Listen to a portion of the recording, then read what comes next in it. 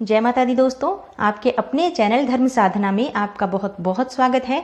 माँ भगवती दुर्गा की कृपा आप और आपके पूरे परिवार पर सदा सर्वदा बनी रहे।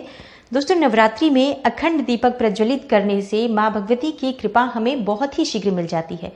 धन की वृद्धि होती है, सुख समृद्धि की वृद्धि होती है। हमारे मन में कोई विशेष कामना हो जिसके लिए हम ये दीपक जला रहे हैं, तो वो हमारी कामना बहुत ही शीघ्र पूर्ण हो जाती है। तो कोई भी आपकी विशेष कामना है, जैसे आप धन प्राप्ति चाहते हैं, कर्ज से मुक्ति चाहते हैं, शीघ्र विवाह की कामना है या संतान प्राप्ति चाहते हैं, तो आपको नवरात्रि में 9 दिनों तक अखंड दीपक प्रज्वलित करना चाहिए। माँ भगवती से प्रार्थना करनी चाहिए, अपने कामना के अनुरूप मंत्र का जाप करना चाहिए। जैसे आपकी जो भी कामना हो, धन प्राप्ति चाहते हैं, संतान प्राप्ति चाहते हैं, विवाह में शीघ्र चाहते हैं आप कि शीघ्र आपका विवाह हो जाए, तो इसके लिए आप उस दीपक के सामने बैठकर मंत्र जाप करते हैं तो बहुत ही शीघ्र आपकी कामना पूर्ण हो जाती है। अखंड दीपक मतलब 9 दिन तक लगातार ये दीपक जलता रहता है। किसी भी प्रकार से ये दीपक ना बुझे, इस बात का ध्यान रखा जाता है। किसी भी तरह की कोई लापरवाही नहीं की जाती है। इस दीपक के सामने बैठकर हम मंत्र जाप करते हैं, माँ दुर्गा की आराधना करते हैं, अपनी प्रार्थना कहते हैं, माँ से अपनी समस्याएं कहते हैं, तो हमारी समस्याएं बहुत ही शीघ्र माँ भगवती की कृपा से दूर होती हैं और हमारी हर कामना पूर्ण हो जाती है। अखंड दीपक का प्रभाव बहुत अधिक है। लेकिन अगर हम किसी कारणवश अखंड दीपक नहीं जला पाते हैं, तो किस तरह से हम अखंड दीपक का पूर्ण फल पा सकते हैं, ये मैं आपसे आगे इस वीडियो में शेयर करने वाली हूँ।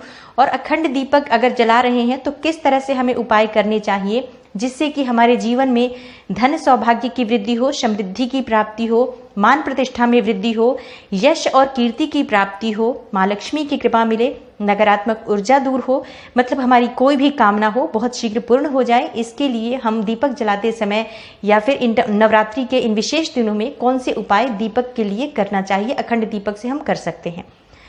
कौन से ऐसी गलतियां हैं जो इस 9 दिन के अंदर अखंड दीपक जलाते समय हमें नहीं करना चाहिए या पूजा के समय हमें नहीं करना चाहिए, ये भी मैं आज की वीडियो में शेयर करने वाली हूँ। तो वीडियो को पूरा ज़रूर देखिए, क्योंकि आज की वीडियो में मैं बहुत सारी बातें आपसे ऐसी शेयर करने वाली हूँ, छोटी छोटी, जिन्हें जानना नवरात्रि में बहुत आवश्यक है। और इन बातों का ध्यान रखना बहुत आवश्यक है, क्योंकि कई बार हम पूजा करते हैं, प्रार्थना करते हैं, मंत्र जाप करते हैं, अखंड दीपक जलाते हैं, सब कुछ करते हैं, लेकिन उसके बावजूद भी हमारी शिकायत रहती है कि हमने इतना कुछ किया और हमें किसी भी प्रकार का कोई फल प्राप्त नहीं हुआ, कोई भी पूजा का हमें फल प्राप्त नहीं हुआ। हमने मंत्र भी जाप किया लेकिन हमारी मनोकामना पूर्ण नहीं हुई। तो कौन सी छोटी छोटी गलतियां हैं जो हम जाने अनजाने कर देते हैं और हमारी पूजा निष्फल हो जाती है, ये सभी बातें मैं आज आपसे इस वीडियो में शेयर करने वाली हूँ। वीडियो को पूरा ज़रूर देखिए और अगर आपको आज की वीडियो अच्छी लगे तो इसे लाइक कर दीजिए, ज़्यादा से ज़्यादा इस वीडियो को शेयर कीजिए। दोस्तों, बात करें अखंड दीपक के बारे में, तो अखंड दीपक शुभता का प्रतीक है, सकारात्मकता का प्रतीक है, मांगलिकता का प्रतीक है, ज्ञान और प्रकाश का प्रतीक है। इस बात का प्रतीक है कि हम माँ भगवती दुर्गा की प्रार्थना इन 9 दिनों तक पूरे मन से करने वाले हैं, श्रद्धा भाव से करने वाले हैं, समर्पण के भाव से करने वाले हैं। माँ भगवती दुर्गा हमारे घर में विराजित हैं और हम बहुत सारी चीज़ों को त्याग करके और 9 दिनों तक माँ भगवती दुर्गा की शरण में, उनके चरणों में रहने वाले हैं। तो अखंड दीपक का बहुत अधिक महत्व है और इस महत्व में इस बात का ध्यान रखना बहुत आवश्यक है कि जब हम अखंड दीपक जला रहे हैं तो किसी भी प्रकार से वो बुझे नहीं, मतलब लापरवाही बिल्कुल नहीं होनी चाहिए। लेकिन अगर दीपक बुझ जाता है तो क्या करें, मतलब हम अपनी तरफ से पूरा प्रयास कर रहे हैं कि दीपक ना बुझे, हमने बहुत सावधानी से दीपक जलाया है और हर वक्त हम उसका ध्यान भी रख रहे हैं, घी का भी, लेकिन कई बार बत्ती इधर उधर करते समय दीपक बुझ जाता है, या कई बार हम जब उसका कवर उठाते हैं ऊपर से और घी डालते हैं उस समय कोई हवा का झोंका इस तरह से आ जाता है कि दीपक बुझ जाता है। कोई ना कोई ऐसी वजह होती है जिसकी वजह से दीपक बुझ जाता है। मन में तरह तरह के विचार आने लग जाते हैं कि अब क्या होगा। नहीं, ऐसे नहीं डरना चाहिए। माँ हमारे घर में है, विराजित है, हम उनकी शरण में हैं, कुछ नहीं होगा, इस बात का आप हमेशा ध्यान रखें। कोई भी ऐसी अगर चीज हो जाती है, लापरवाही से होती है, तब तो जरूर इसके लिए क्षमा प्रार्थना कीजिए और माँ से प्रार्थना कीजिए कि कोई भी जो गलती मुझसे हुई है उसे क्षमा करें। लेकिन अगर जाने अनजाने इस तरह की चीज हो जाती है कि दिया बुझ जाता है, आप माँ से प्रार्थना कीजिए, दोबारा माँ भगवती दुर्गा का नाम लेकर उस दीपक को प्रज्वलित कर दीजिए। मन में किसी तरह का बुरा विचार मत आने दीजिए, किसी भी तरह का कोई बुरा विचार मन में मत आने दीजिए। बस माँ से प्रार्थना कीजिए, जो होगा सब अच्छा होगा। माँ भगवती दुर्गा की शरण में हम हैं, पूरे परिवार सहित आप माँ की शरण में हैं, कुछ भी अनिष्ट नहीं होगा, इस बात का आप पूरा मन में विश्वास रखिए। तो इस तरह से दीपक अगर किसी प्रकार से बुझता है, बस मन में विचार आपके कोई भी गलत नहीं आए, इस बात का ध्यान रखें। सब माँ की इच्छा होती है, माँ की इच्छा के बिना कुछ नहीं होता है। कई बार हम लोग दीपक नहीं जला पाते हैं अखंड, मतलब कोई ना कोई वजह ऐसी होती है कि हम चाहते हैं कि अखंड दीपक प्रज्वलित करें लेकिन नहीं जला पा रहे हैं, और चाहते हैं कि हमें पूरा फल प्राप्त हो। किस तरह से हम करें कि हमारी जो अखंड दीपक का जो पूर्ण फल होता है वो प्राप्त हो। तो दोस्तों, इसके लिए अगर आप चाहते हैं कि अखंड दीपक का आपको पूर्ण फल प्राप्त हो या इससे भी कहीं अधिक पुण्य फल आपको प्राप्त हो, तो माँ भगवती दुर्गा का मंदिर अगर आपके आसपास कहीं पर भी है तो वहां पर आपको शुद्ध घी और कपूर का दान करना चाहिए, और पुजारी से प्रार्थना करें कि इस घी का प्रयोग वो दीपक जलाने में करे। आप दान कर दीजिए माँ को, और दीपक के नाम से वो दान कीजिए कि हे माँ, मैंने अपनी तरफ से ये जो शुद्ध घी है ये आपके चरणों में दान किया है, दीपक के लिए दान किया है, तो मेरे ऊपर आपकी कृपा बनी रहे। मंदिर में किया गया शुद्ध घी का दान नवरात्रि में बहुत अधिक पुण्य फल देने वाला होता है। गाय का शुद्ध घी और कपूर ले जाकर और किसी भी मंदिर में दान कर दीजिए, और आपको पूरा फल प्राप्त हो जाता है अखंड दीपक का, उससे भी कहीं अधिक पुण्य फल प्राप्त होता है। अगर आप घर में भी अखंड दीपक जला रहे हैं तब भी आप किसी मंदिर में अगर सामर्थ्य है आपके पास तो शुद्ध घी और कपूर जरूर दान करना चाहिए नवरात्रि में। इससे माँ भगवती दुर्गा की कृपा प्राप्त होती है, और उनकी कृपा से हमारे जीवन में जो परेशानियां हैं बहुत शीघ्र दूर होती है। शुद्ध घी और कपूर का दान करने से जीवन में सुख समृद्धि का आगमन होता है। शुक्र ग्रह बली होता है, और शुक्र जब बली होता है तो हमारे जीवन में भौतिक सुख सुविधाएं प्राप्त होती हैं। जो भी हमारी इच्छा है सुख की, वो सुख प्राप्त हो जाता है। तो जरूर करना चाहिए। नवरात्रि में किसी भी दिन आप शुद्ध घी का दान कर दीजिए, कपूर का दान कीजिए, ये बहुत अच्छा होता है। अखंड दीपक अगर आप जला रहे हैं तो कौन सा उपाय करें जिससे कि आपके जीवन में धन और सौभाग्य की वृद्धि हो, समृद्धि की प्राप्ति हो। अखंड दीपक जलाते समय लाल रंग के चावल उसमें डालना चाहिए, दीपक में डालना चाहिए। इससे सुख सौभाग्य की वृद्धि होती है, धन में वृद्धि होती है, समृद्धि की प्राप्ति होती है।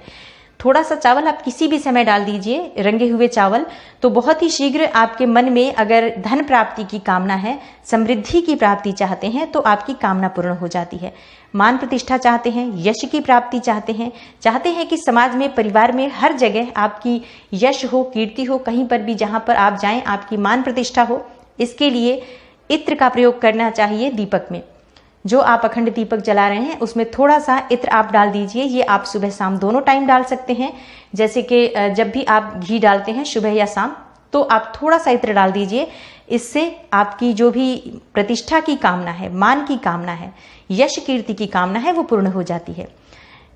अखंड दीपक में हरी इलायची डालने से माँ लक्ष्मी की कृपा मिलती है। 2 हरी इलायची अगर आप अखंड दीपक में डाल देते हैं तो इससे माँ लक्ष्मी की कृपा मिलती है। किसी भी दिन डाल सकते हैं आप, चाहे तो प्रतिदिन डाल सकते हैं आप।